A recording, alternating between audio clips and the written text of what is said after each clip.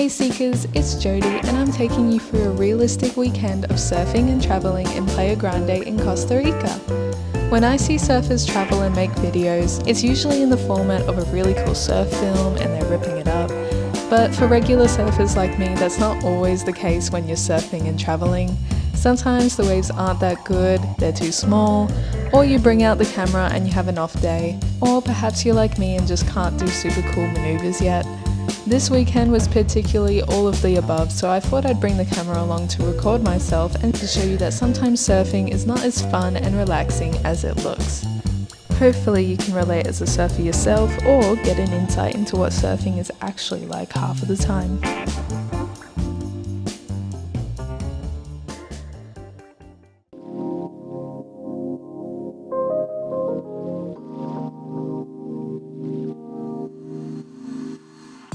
When we arrived at Playa Grande, first thing we did was check out the waves as it's our first time here and we could see the potential of all the little peaks, so we were pretty excited to get into the water.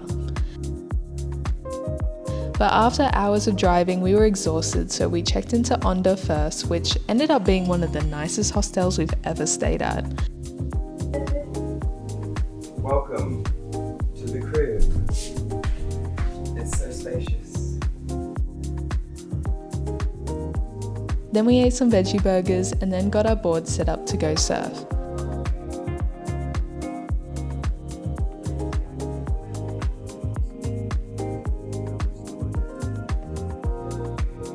I think we were too ambitious because we didn't even think to go check the conditions again. We just got ready to have our surf regardless of how it looked.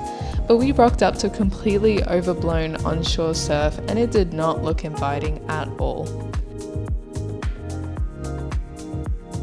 Kale went out and caught a wave, and for once I was just like, nah, I'm not in the mood, so let's try again tomorrow. We had met a guy who said that morning it was perfect A-frames and barreling, so we have very high hopes for tomorrow morning.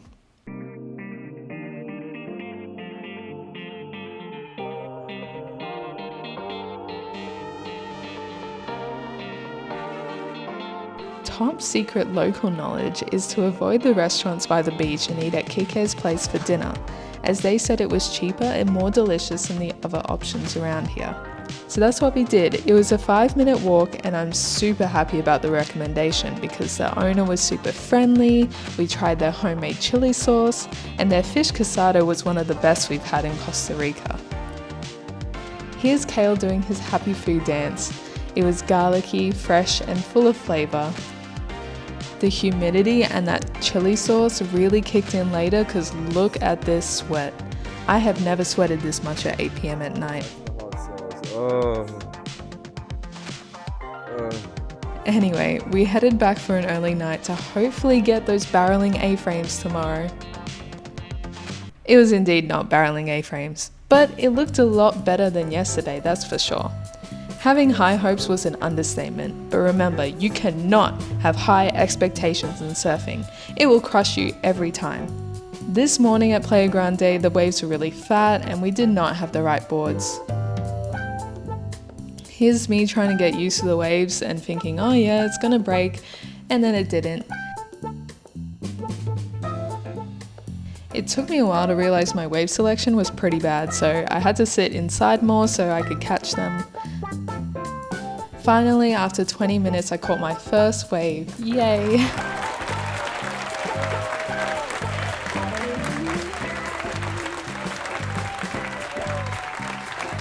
But I also went in to change boards because this board was way too small for today. Here's hoping I'll have better luck now. Wrong. 20 to 30 minutes later of constant paddling and not catching waves.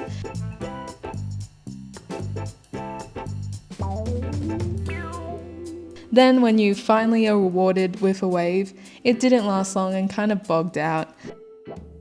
That is the struggle of surfing, my friends, because some days it just doesn't go to plan.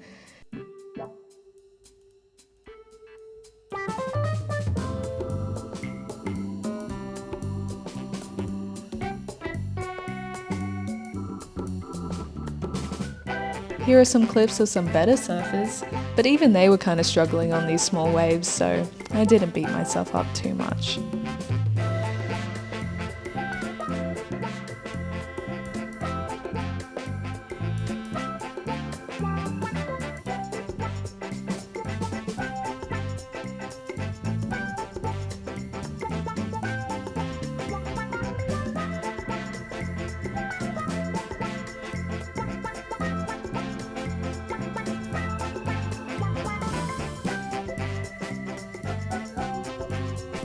Kale went out as well, but he had a back injury recently, so he just caught one wave and called it a day.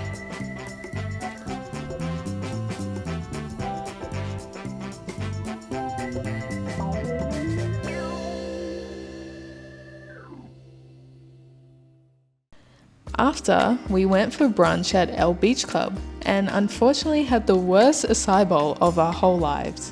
It was basically water and a big chunk of unblended acai, fruit, and just a sprinkle of granola flakes. Normally, I will never speak up because your girl's got social anxiety, but to spend 25 Australian dollars on some unblended, watery acai and fruit, I had to say something.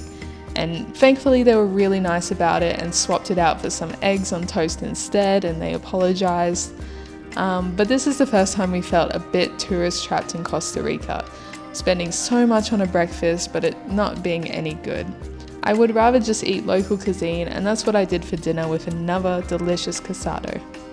Kale joined the Sunday poker night and won us $2,000. Just kidding, we didn't win anything. But that's the end of our short weekend at Playa Grande. We didn't score surf-wise, but we loved the onda, the beach, and the yummy casados. We may have not scored here, but I'm quickly adding into the vlog that the next day we were invited to go on a boat to Witch's Rock by our awesome new friend Rich and his boys, and we finally scored. It happened to be Kale's birthday also, and he celebrated with a birthday barrel and glassy waves in one of the most beautiful places we've ever seen. I've got no footage to show for this, but it is embedded in our memories. Thanks for watching our realistic surf weekend in Playa Grande, and if you've watched till the end, please send a prayer emoji that the wave gods will bless us soon. Bye!